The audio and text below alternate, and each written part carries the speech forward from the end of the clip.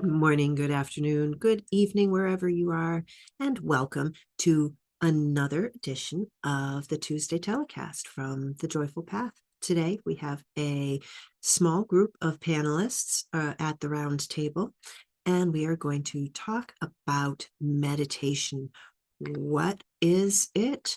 Is it something to be scared of? Is it woo-woo? Is it something that we do in a very specific way, and how has it entered our lives and improved them? So without further ado, I'm going to go bring in Jason and Paula.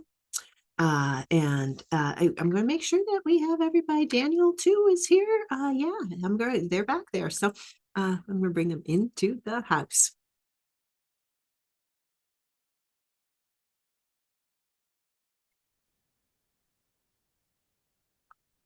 Welcome, everyone, to the Meditation Roundtable from the Joyful Path and the Tuesday telecast. I am really excited to have everybody here at the table. And without speaking for too long, I want to just let everybody introduce themselves. So let's just go around. I'm going to start with Paula. Paula, please, why are you here? What's your relationship with meditation? And tell us a little bit about what you do. Just give us a line or two. Yeah, thank you. I was really excited about this because my path with or journey with meditation is going from a lot of skepticism to using it daily now, every single day, to like it's the whole range. So I'm originally from Finland, and if you would mention meditation to my mother, she would be like, "What are you talking about?" So there we go. That's the base. And here I am today, and I meditate every morning without exception, and it keeps me grounded, and it keeps me energy, or gives me energy to go on the day, running my coaching business, which is all by myself, as and to be motivated and inspired on the ground and high energy. And that's what it gives me at the moment. And I also talk about that with clients, with if I go to workshops or give workshops. It's something I do encourage everyone to try, at least. I mean, there's simple ways to try. So that's how it is. So I serve leaders and performers, and in coaching one-on-one, and do groups and all kinds of things, talking, speaking. Here we are. So yeah, that's my path. Beautiful. Jason. Hi, good morning. And well, for me, good morning. I'm in California. Glad to be here with everybody today. So my name is Jason Gerardo. My company is One Path Coaching. The gist of kind of what I do is I really help people remove internal obstacles that may be holding them back so they can make change and then live their life of purpose. My background's in neurolinguistics, hypnosis, timeline therapy, polyvagal theory, Huna, a couple different things. But really, mindfulness and meditation is something that I've been at a personal practice since I was 8 years old. So without giving my specific age, over 40 years now. I started off in martial arts, and I read a black belt magazine, and there was what I now know is called box breathing. It was just a simple exercise, and I started doing that little simple exercise, and that began my journey in mindfulness and meditation. And we'll get into it, obviously, kind of what we do and we offer, but I do offer a walking meditation class. I do groups meditations. I'm a veteran myself. I'm a U.S. Marine Corps veteran. I work with a couple different veteran groups doing meditations for them as well. So it's something I'm very passionate about. And I'm just going to throw this out real quick, just a little stir it up before we get started. I don't think meditation is necessarily for everyone right where they're at right now. And I want to definitely get into that and talk about that later on. But Jason, One Path Coaching. Thank you, Jason. And let's move on to Daniel. All right. Hello, everybody. And thank you, Lydia, so much for having me on here today. My name is Daniel Knight, and I live in Salt Lake City, Utah. Everything that I do is focused around three core universal values of abundance, unity, and joy. And I practice that primarily through my company, Unicorn Universe, where we create exponential opportunities for business owners through golden connections. And when it comes to meditation, I'm not an expert in it by any means. I don't teach it. I try to practice it every day, but I wanted to take part in this conversation because I know the power and the impact that meditation can have. I learned through the power of meditation that stress is something that we have the ability to choose to go through or not. And I believe that it has helped transform my life in ways that I don't think, would have happened without it. I also have this hypothesis that my dad might still be here had he meditated. So I just think it's such an important tool that we talk about and share just the practical uses of it, because so many people think it's woo woo or it's weird or whatever, and it's just breathing with intentionality, right? So I think it's important to share it, and I find it a very leveraged thing to practice and do. And so I wanted to join the conversation because it's definitely changed my life. Thank you so much, Daniel. So here we go into the woo-woo. I am going to let you know that I am Lydia. If you don't know me by now, I am the host of the Tuesday telecast from the Joyful Path and this new line of roundtables that has been going on, which is really exciting. So my relationship with meditation right now is that a lot of people are jumping in on what I call Monday meditation rooms, as well as I have been labeled the meditation coach in other capacities, because I lead people in grounding exercises. Now, sometimes meditation is going into other states in which we can breathe, and we can move ourselves from let's just say a state of stress, and choosing to move ourselves to a state of calm, moving to a state of changeability, moving to a state of intention. The other thought is that we can sit and listen to somebody, and that is meditation. And one of the things that I do in some of these rooms is to do ASMR, hypnotherapy, hypnotic suggestion. This is just not quite meditation for a lot of people, and that's okay. If other people want to call it meditation, what they are doing is having the intent to change. So what we don't want to do, perhaps, is to just go in willy-nilly and say, I need to fix something. I'm going to go in and let somebody else change me. So that's, where maybe the meditation would be better to go in with some intentionality and with some knowledge of what is it we're getting into, or are we just going to breathe and feel a little more calm.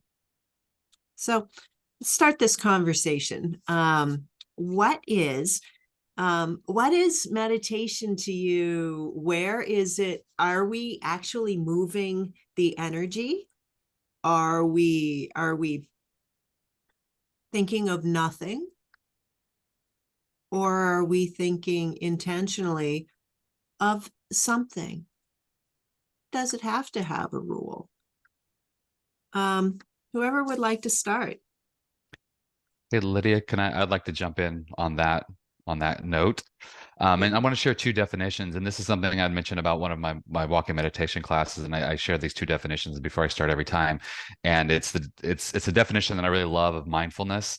It speaks to the heart of it. And then also a definition that I found that I like of meditation. And it's a lot more technical. And I think that speaks to the part that you had just mentioned. So as we know, meditation is a part of mindfulness, but mindfulness can show up many different ways in our lives. And the definition I like of mindfulness is to be present for the mystery of our lives with open eyes and a loving heart.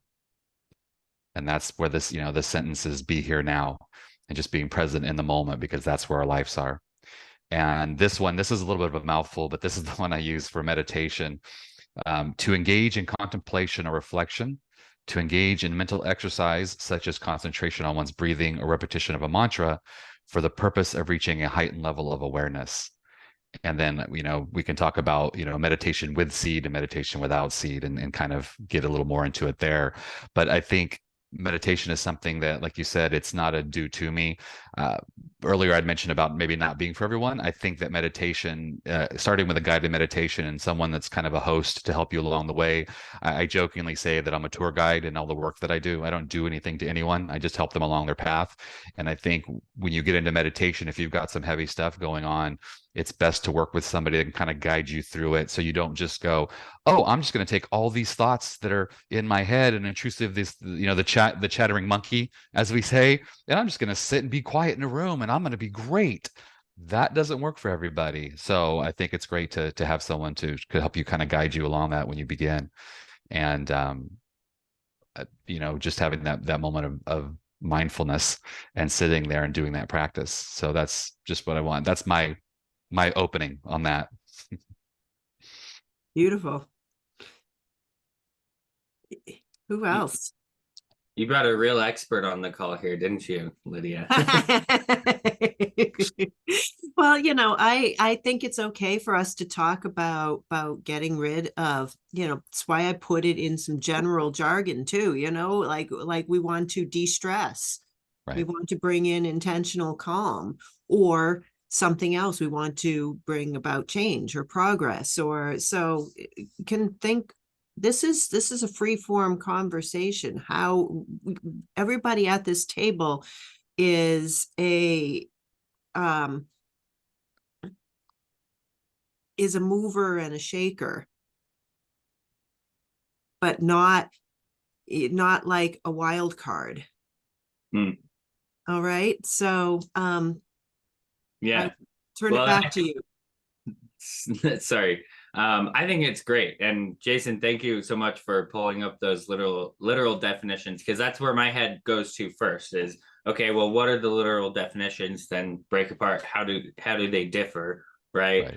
But for me, meditation, going completely away from the technical descriptions of it or anything like that, I'll kind of put myself in those moments where I choose to meditate. Right. And to me, it very much comes down to that intentionality, right? We have moments where we just need to pause and we sit there and we clear our minds. That to me is a form of meditation, right? Now, is that a 30-second, a 60-second, session of mindfulness? And do we call that meditation? I would say sure, right? And can it go to an hour, 2 hours, however long you want? That's what's amazing about meditation, is that it's really up to you, right? Like what you're saying, Jason, is that it might not be right for everybody at every moment, right? But I think that there are moments where it is right for everybody, right? And sometimes we practice it without even realizing it. And so I think that's where it really turns into the meditation, position that we're in, is when we put that intentionality out there and we're like, okay, I'm dedicating this time to clearing my head and spending that time to breathe and just be, right? But it's interesting because I don't think it necessarily needs to be, and this will be a great, I think I'm going to learn more than I'm going to give on today's call, but I think that it can be, it can be both, right? So like I just recently started this usually in the past where I've wanted to meditate, it's been to clear my head. But I just recently started a thought session, which is kind of the opposite, where rather than trying to clear my head, I'm just thinking, So rather than trying to get rid of the thoughts, I'm having constructed thought sessions where I'm actually just thinking through things, with like binaural beats playing in the background. And it's been a really powerful thing to do, right? So sometimes it's leveraged to clear our heads, sometimes it's leveraged to think through our heads, right? So I don't know if that really answers the question, but to me, I think it really comes down to the intentionality. And I think it's kind of up to you to decide what that meditation session needs to look like. Because for me, the first time I did it was because I needed to solve a problem. So I went and attacked that specific problem. So, I'm kind of with you, Daniel, with the intentionality. And coming from a very strict dancing background, I always thought there's a right way and there's a wrong way.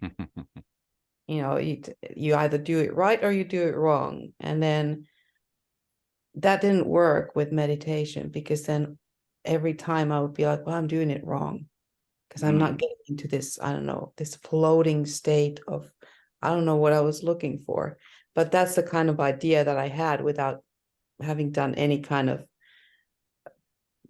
research or anything about it. I just heard about it and I was like, okay, well, people meditate. People who I look up to meditate. So how do I do this? So I was thinking of taking it like an exercise, or like a choreography. You sit down and you do this and you breathe and all this. And I was like, what am I supposed to feel here? And then little by little, and then I quit altogether, because like, oh, I'll just keep doing it wrong, because all these thoughts are coming into my mind, and then it's like this whole storm inside. I was like, well, isn't this like the opposite of what it's supposed to be? Like, I'm supposed to have this serene, whatever state of mind and floating in the air, and I come back elevated or whatever. And yeah, so it's been a path of going from there to try to, to accept the fact that, look, meditation even daily looks different to me. And then when I went to see these puppies today, and I felt like just watching these 2-week-old puppies. There were 9 of them. They're so small, perfect little dogs. And it was like meditation. My mind, and in that case, the clearing the mind part, my mind was clear. I was mesmerized by these tiny creatures that they were just sleeping, but they're cute when they're sleeping. And it's like watching fire or water that's flowing by. And then that brought me to the idea of like, well, this is also meditation. It's also this clearing your mind part, or even for me, sometimes elevating my energy. I do it every morning, as in with the intention to rise up, to elevate my energy to a level that I can then keep throughout the day. So I have a really positive, joyful energy starting the day, and I have a vision about the day, and this is how I keep going. And if during the day, and this happens sometimes, I notice it goes down, I have doubts coming in, and I have negative things that are in my mind, I try to go back and do a little mini meditation in the middle, or something that will get me back up there to this energy level, so that I keep going with motivation and inspiration, and I face my clients with such an energy as well, and whatever audience that I am in front of, even if it's through writing or whatever it is, I believe it comes through. So that's what I use it for. But it's been a journey from that black and white. It's either wrong or it's right. It's a choreography. You have to learn it. And it's not like that. There is no choreography to meditation. So I do think, like Daniel, it is for everyone. However, the timing must be right, and you have to be open to it. And so even it was one single breath of a conscious breath that is a start to any kind of consciousness about your breathing, about being in the moment, that mindfulness. Because a lot of people, at least with me, the people I serve, they've kind of started like, well, I don't have time to meditate and I forget about it. And I was like, well, if you start with one breath a day. I mean, you breathe all the time, but what if that one was the conscious one? What if you just spent a few seconds even? And that's how it's been quite, useful. And then some have actually developed that into a bigger meditative practice from just one breath. Beautiful. Yeah.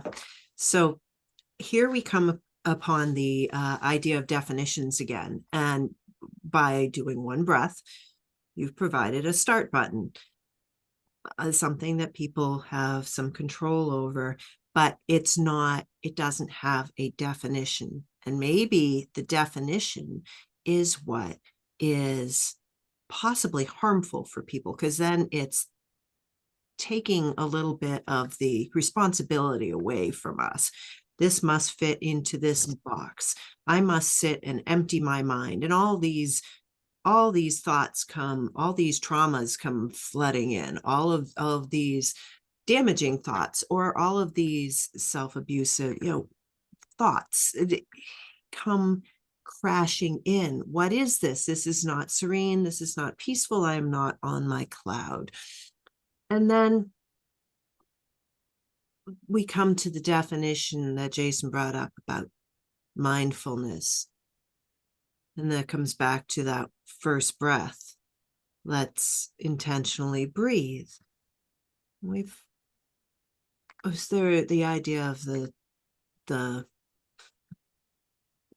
immersive has come up. The dog, the puppies, and the period in which we can go in and realize that we were not thinking about our what we have to do, about our self-judgment, but we weren't thinking about anything else. We were being in our bodies because we were feeling the fur of that dog. We were feeling that warm water. We were smelling that smell, something that brings us into our bodies. So, this has been bringing us along the path that we've been kind of going, and I'm bringing us now to our bodies. I want to bring up one thing, which is acceptance, word that Paula used, which is this great word that is, perhaps one of the greatest benefits of meditation is acceptance. But we can bring this back later. What I want to talk about right now is I want to open up the idea of the mind, and let's just put this in scientific terms, the nervous system, the heart and the gut feelings. We have gut feelings for a reason. We've always had them. We've had them for thousands of years, and there's actually part of our nervous system there. So you can kind of say it's part of your brain, but part of how you think, but not part of your mind.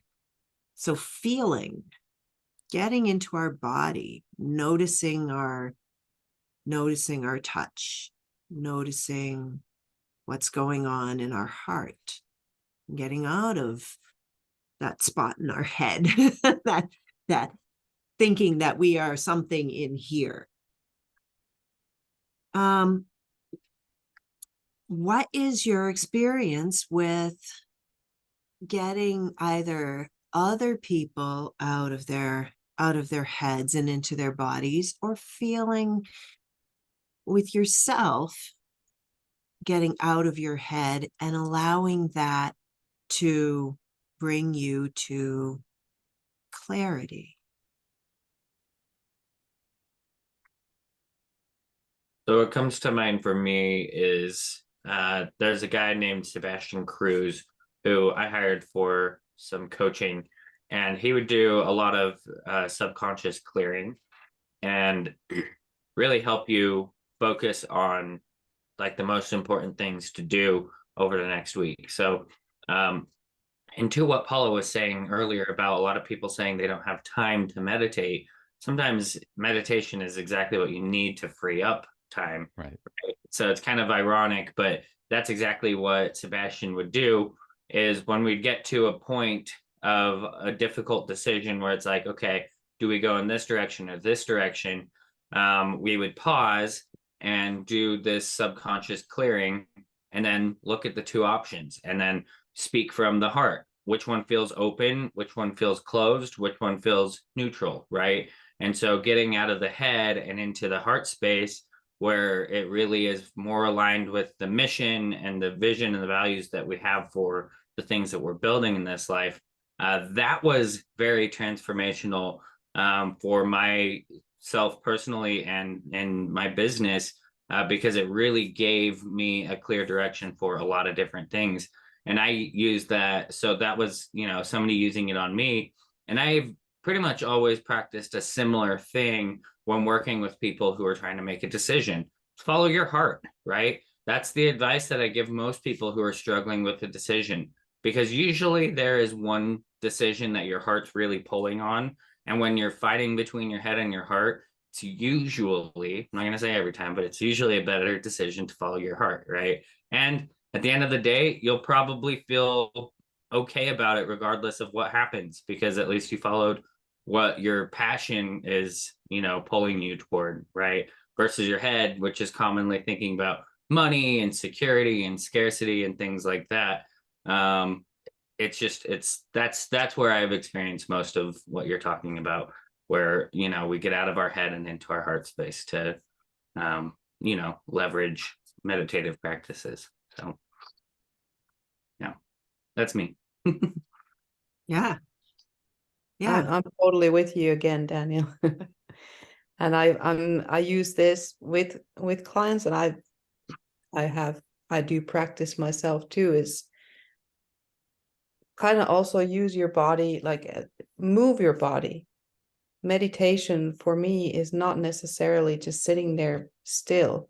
If something feels like needs to move, then move, don't resist movement. And to get more into the feeling of, how do you feel things in your body, as in like physically. And I usually ask myself, if I have something that's bothering me, or even not even bothering me, sometimes a big joy, where do I feel it? Like, what body part physically do I feel it in? And I'm coming from a dancing background. I growing up, moving my body a lot, and you have a pretty good connection with that. However, it can be deceiving, because then I ignore things as well. But I'm learning also to feel things in my body physically. Where in my body do I feel something? And in going even deeper to see, well, is there a shape, a color, a texture, something to make it really, really tangible as possible when it comes to anything that, like, emotional or feelings, anything stronger usually. And it really helps, for me at least. It helps, and it has helped clients that I've worked with, is to identify, where is it, what does it look like, what does it feel like, what's the color, and then letting your heart really, and tell your mind how to get rid of it. If it's an uncomfortable emotion, be like, well, how can you alleviate this? If it's pain, if it's sadness, if it's something that it's just a negative kind of emotion, how do you alleviate? How do you if it's fire burning, how do you put water on that fire? What does it need? And it's usually through these images that you're able to actually alleviate it. Once you identify where is it, maybe you need to move that part of your body. Maybe it's your shoulder and it just needs to move a little bit to get loose. So I use that a lot because I feel like I'm not separating a human being into different parts. We're all the parts. It's the physical body, the mind, the soul, everything together. So that's how I tend to work with myself and with others, and it's great. And I would just jump on without going too far off of the topic that we're talking about, but to both of your points, you know, Paul and Daniel, in my world, so in my world we call it the unconscious mind, not the subconscious mind. It's the same thing, but there's just a little nuance to it. But Milton Erickson decided to call it unconscious mind, so we call it unconscious mind. In my side of the world, what you guys are both talking about is hearing those messages from your unconscious mind, trusting your heart, trusting your body, because our unconscious mind is giving us those signals. You know, to Paul's point, you're getting these signals in different parts of your bodies that are telling you things. And there's something that I'm training called meta medicine that goes a little deeper into that, about how these significant emotional events show up in our lives and how they go. And one of my mentors always said that life throws ping pong balls before it throws bowling balls. And that means it gives you these little messages. You get these little, hey, excuse me, hey, pay attention to this. And then you don't pay attention. And it's like, hey, it gets louder. And then finally it gets really loud. And then something shows up that where you have to pay attention to it. And so that's the one thing. So with the unconscious mind giving us these messages, it also has these filters. And our unconscious mind is also giving us these messages based on our past, based on experiences we've had before. It's generalizing things. And it's saying, oh, this is like that, and here's that message. Now the challenge is that what if those filters are wrong? What if you learned something when you were younger as a rule that is not serving you anymore? And that's the beauty of meditation. Is, you know, there's a quote about meditation that says that meditation isn't an escape from life. It's a beautiful encounter with it. And it brings us truly to where we're at in the moment, and letting us see things, you know, with fresh eyes, with beginner's eyes. Like, let me look at this, what's happening as it's happening now, and not reflecting on, well, last time that happened, this was what this meant. But being able to sit in that silence and actually look at where you're currently at that moment and say, this is the reality that I'm in, not all of those past learnings. And so meditation is really great for that. It allows you to just see things as they are in the moment. You know, John Kabat-Zinn's got his 7 pillars of mindfulness, and acceptance we talked about already is one of them. But, you know, non-judging is something that's one of them that's very important. You know, not looking at, oh, well, this is just like that, and this should be this or that should be that. With meditation, it allows you to sit in that silence and see things as they truly are in that moment. I use that for myself all the time when I get, you know, the perfect example for me is like the shower. So how many plans do we come up with when we're doing our morning shower routine, or if you do, or if it's every morning, every night, whatever, or, you know, you're thinking about 1,000 other things. You're not thinking about washing your hair or soaping up, whatever. And sometimes I'll find myself getting a little bit stressed because I'm thinking about my day, and I'm going to do this and I'm going to do that and I'm going to do that. And I'm like, stop. And that's what I use. I use just a stop sign. I say, stop. Where are you at? You're in the shower. You're cleaning yourself. Feels good. It's a nice warm shower, you know, and I center myself and bring it back. And that's a form of meditation for me, is I bring myself, I center myself. Maybe it's finding my breath, taking that nice, you know, that you said it's that one breath, right? Taking that one breath and just kind of going, okay, you're fine. You're where you need to be. Let's do this. So that's how it works for me. Mm, mm. Yeah, I love that. I'd like to go with this topic a little more and say that, okay, so we have presence. What comes down to presence. And one way we can be present is to move through and be aware of our movement, but to meditate in that awareness of self, of where we are, of the moment, the awareness of the moment. And that's something that I've done in Qigong. But I want to turn this over right back to Jason and talk about the walking meditation that you do, and how that plays into this, the continuation of this subject.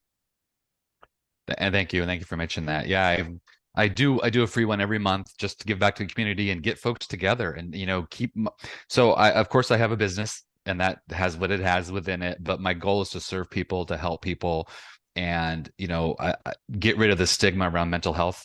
That's kind of, I think that's all of us kind of deal with that. And part of that is having these conversations. And so having people come out and just be able to, I think Daniel was saying earlier about, is it woo woo? Is it, whatever we call it? And let people just experience it. And it's like, oh, that's what meditation is, or that's what mindfulness is. Oh, it's not this big thing. It's just the basics. That's the funny thing. But the walking meditation, the purpose of a walking meditation is just to completely enjoy the experience of walking, being present in that moment. Every step that we take is our life. And we forget that. A lot of times we walk, pretty much all the time, we walk to get somewhere. And with walking meditation, walking is not the means, it's the end. So, the example that, and this course that I put together is based on the work of Thich Nhat Hanh. And he talks about, if I see a beautiful flower and I want to walk over to it, yeah, when I get to that flower, I'm going to enjoy that flower and I'm going to smell it and I'm going to look at it and I'm going to enjoy it. But I could also enjoy every step walking over to that, because each step is life. And so where we take the beauty, I think, of the walking meditation is that, to the point that's being made here by everyone on the panel, is that it could be movement. It doesn't have to be sitting in a lotus position with your mudras and sitting upright, and that has a place. And if that's your practice, that's wonderful. And it could be something else too. So the walking meditation teaches people to look at that movement and really settle into their body and be present in their bodies as well as their mind at the same time. And I think that's just the beauty of it is connecting it all. I think, it's been mentioned before about body, mind, and spirit. I think that's something that's very important. And that's what meditation can do is, I talk to people about the three connections. That's connection to self, connection to others, and connection to something bigger than us. Whether for you, that's God, source, universe, spirit, whatever that is, creator, whatever that is for you. And those three connections. And I think with meditation, that allows us the opportunity to reconnect to all three of those. And I think that's part of the beauty. Yeah, beautiful. When I do a guided meditation or a grounding, I'm fine with people standing. If they do, they may want to have their eyes open, but I bring them to a place, or I make sure they have a connection with their feet, and I have them really feel their feet and their stance and their connection to the earth. And if they're sitting, which usually they are, I have them feel each of their sit bones and really feel them. Right. And then I have them feel their spine rising up between those two sit bones, and then they breathe into that. But I have them really feel a body awareness. And I feel a body awareness. I'm a present person. I know that. Sometimes when people talk about the past or the future, I realize that we come from different perspectives as humans, and I am present. However, we all can go into a place where we're planning, or where we're grieving, or where we're doing whatever it is, and coming into our bodies, whether it's in the step that we're taking, or it's the or it's the seat that we're taking in order to meditate. Notice the seat. Notice your place on the seat. Notice the temperature of the seat. Notice the temperature of yourself on the seat.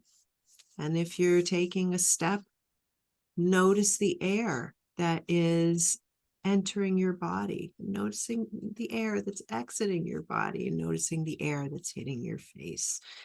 These things bring us to our experience of life, our body, this vessel which we're blessed to be in. Who else has an idea of this moving through meditation? And if no one does, that's okay too. So I find it really interesting just how we can apply different meditation techniques to how and the different opportunities we have to meditate, right? Like, you talk about the walking meditation where the objective of it, I mean, it's individual to each person, right? But it's very much focused on like the actual walk, right? Where and I haven't done it, but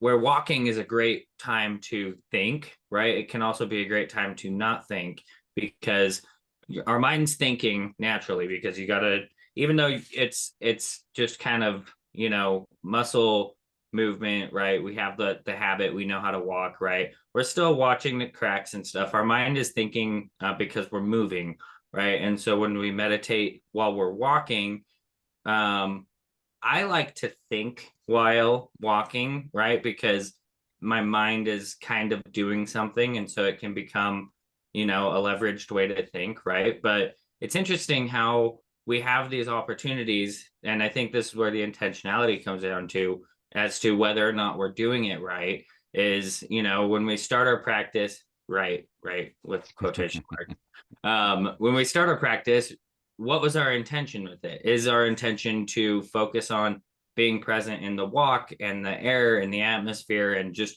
being present? And if so, then why? And are we practicing that as we're walking? Or is our intention to work through something? And then are we practicing that as we go through it? And sometimes that's exactly what meditation needs to be, is like a reminder to do what we said we're going to do, right? But sometimes things come up, and sometimes it makes more sense to go with the flow. So the reason that I'm saying all of this is because I think it kind of goes back into how it affects the subconscious, or as you said, unconscious mind, which I've been thinking about since you said. And it's interesting to me to think through, like, okay, when we're meditating, what mind are we practicing this meditation for, right? Are we trying to treat the unconscious mind, and by doing that, are we activating it, thus making it a conscious mind? So it's all very interesting. I have no answers. This is mostly just an observation. And yeah, so it's interesting to me just to think like how many different ways we have to go about all the different ways there are to meditate, right? And so I just think that it's important that we know what we're going at it, what the intention is when we go at it, and but be open-minded, right? Open to the journey. So anyway, I don't know if that adds any value or whatever. Definitely. But yeah, just kind of how I think through that. It definitely adds value. A lot of thoughts went through my mind as you were speaking. And I also feel like the grounding thing it's actually the very first time I've learned anything about grounding is also through dance, where one part of it is actually physically, there is a technique that's called grounding, which is to be in touch with the ground with, well, in dancing kind of way. And that's how I've associated grounding.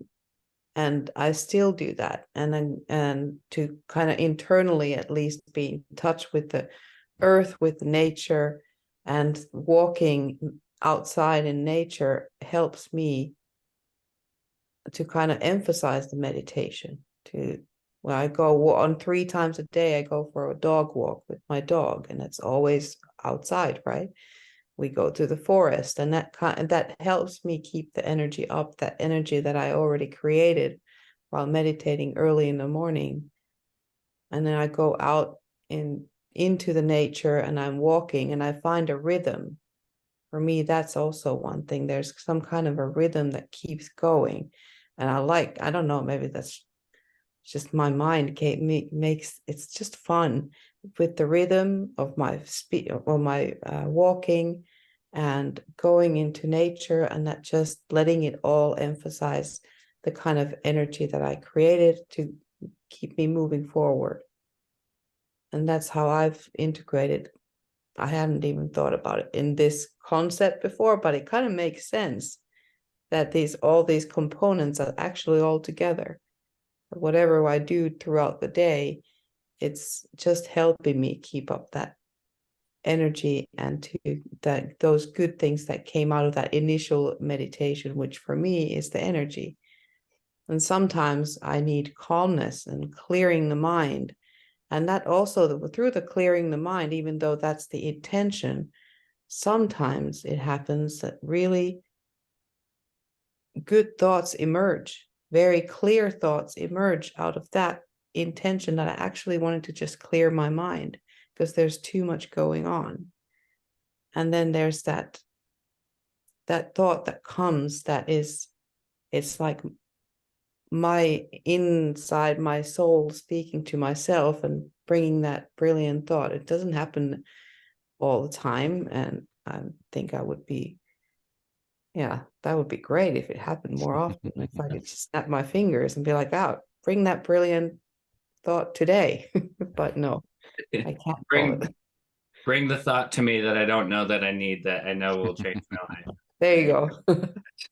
That's the power of it. And going back to it being a time saver, not a cost, is exactly moments like that where, and going back to the whole subconscious thing is, okay, you're faced with a decision, right? And you're looking at these 2 options. And so you meditate through it, and all of a sudden it's the 3rd option you didn't even think of.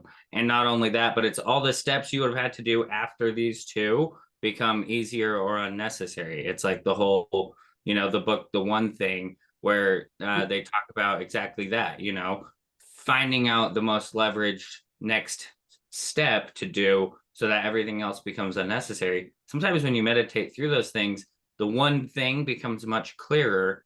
Anytime I'm trying to make a decision like that, that's what I do, is I meditate through it, right? And almost every time it's a decision that I didn't think, I wouldn't have thought of, that makes everything else easier, right?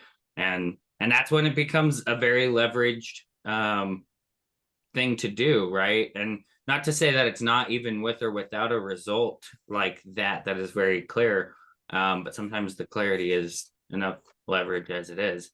But when those answers come to you, which you already have in your maybe unconscious mind, you need to tap into it to discover them, right? So I think it's incredible what it can do for us. Mm-hmm. One thing I'd like to add is just that, talking about mindfulness and, meditation as part of that, is that the science shows that we have anywhere between 60 to 80,000 thoughts per day. That says it's gender biased, but let's just say between 60 and 80,000 thoughts a day. And roughly 49% of those are about not what you're doing currently. They're either about ruminating on the past or worrying about the future. And I think, to the point that Daniel was saying, is that if we focus on where we're currently at, those answers can show up. And if we stop all those other thoughts, I mean, that's a lot of thoughts, 60 to 80,000 thoughts, and that's a lot of, they call it the chattering monkey, or, we say the clouds floating above the sky, just let them float through. So a lot of thoughts float through our head, and being able to so to speak, get the wheat from the chaff, to see what's going to be helpful and what's just our brain trying to stay busy, because our brain is a problem solving machine that just wants to work and wants to serve. So it's always like, well, what if this and what if that, and remember this and remember that, and it's just ruminating and just running through it, that's that 5 million-year-old brain trying to protect us from, on the Serengeti, that just doesn't exist anymore for most of us. And those thoughts are holding us back from actually being able to see clearly what's in front of us.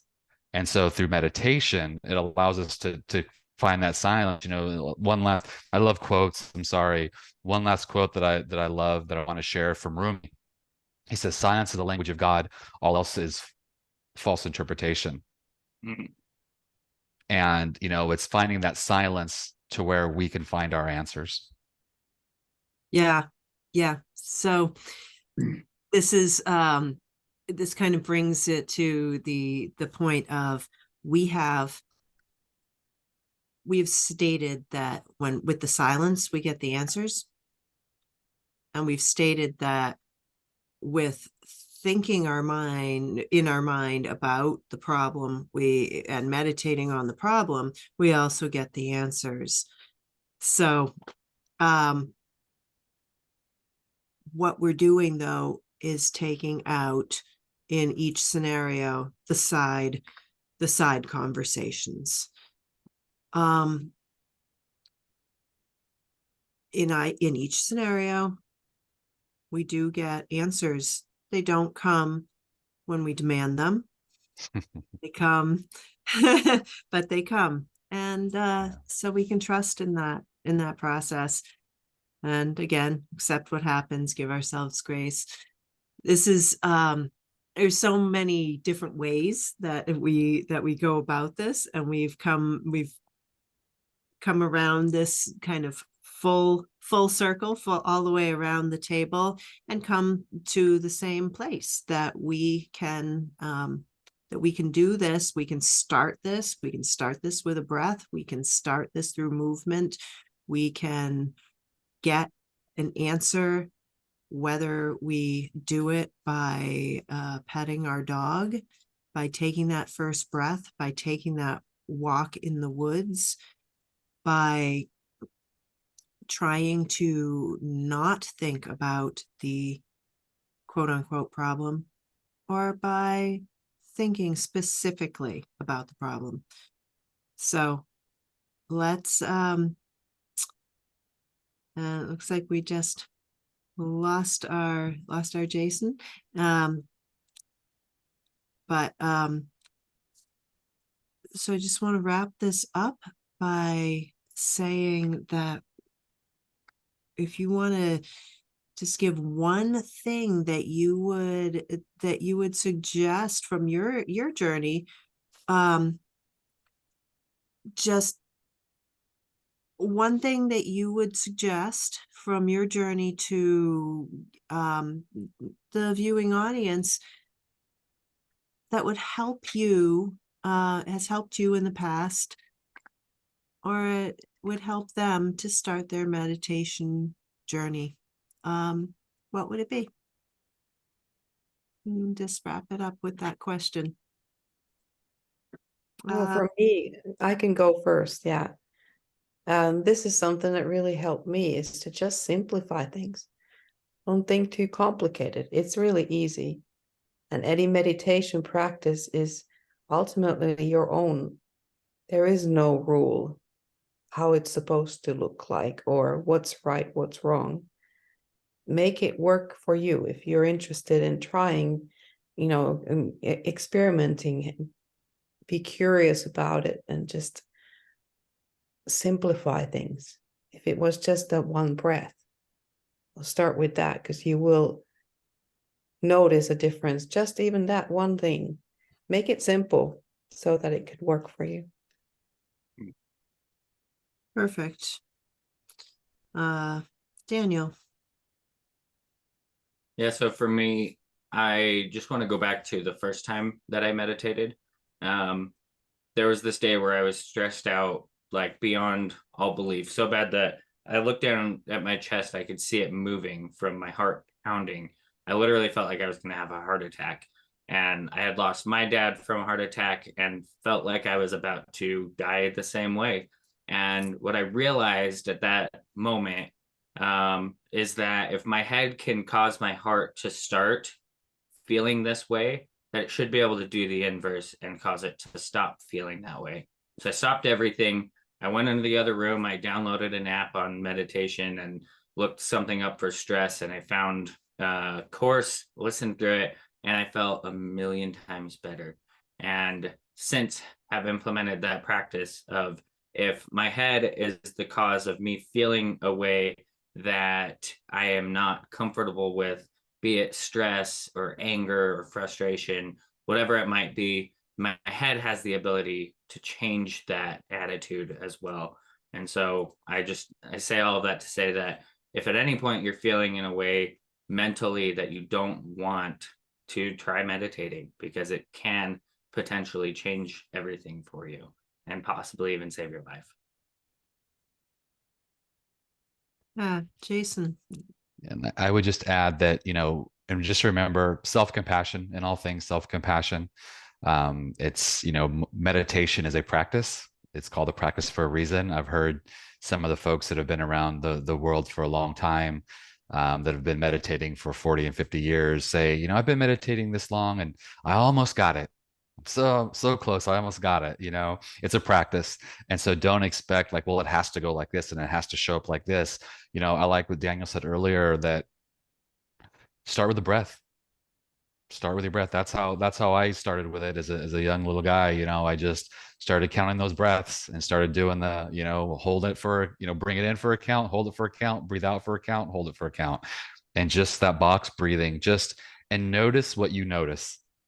Just start with the breath and just taking that little pause in your day, see what shows up or doesn't show up, and then you can grow from that point. And that's the key, is just to, and everything we do, right, is to grow, and just to grow that practice as you go along, and the results just start showing up.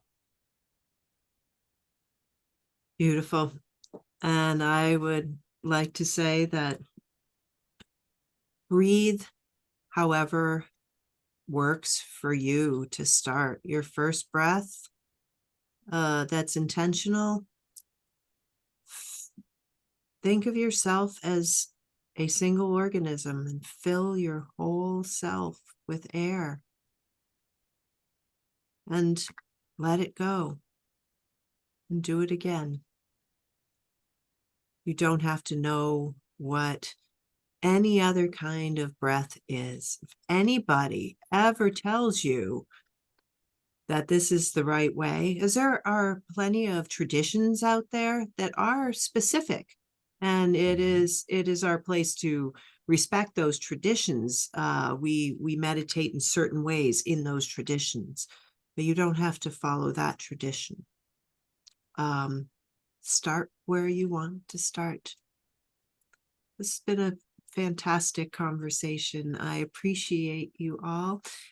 And for anybody who wants to get in touch with anybody here, all their contact information is down in the show notes. So next, maybe not next week, you might not see these guys, but we have these roundtables every week, and these beautiful people will be hopping on other roundtables soon. So stay tuned. Thank you. Thank you. Thank you. You.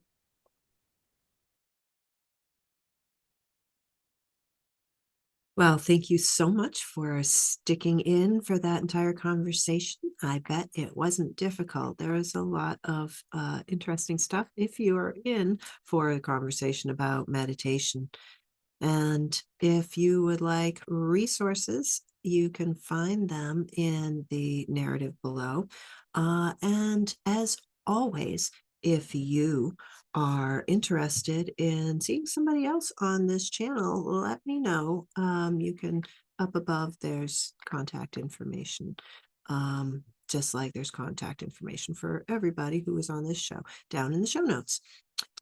Please leave your comments and let us know if you have a meditation habit or if you're looking to start one. I help people start a meditation habit, and I help guide people in that way. There are plenty of people on this panel who will do that as well. I appreciate you. If you liked this show, please hit like. And if you are liking all the shows, and I do hope you will help elevate this show, please gently push the subscribe button.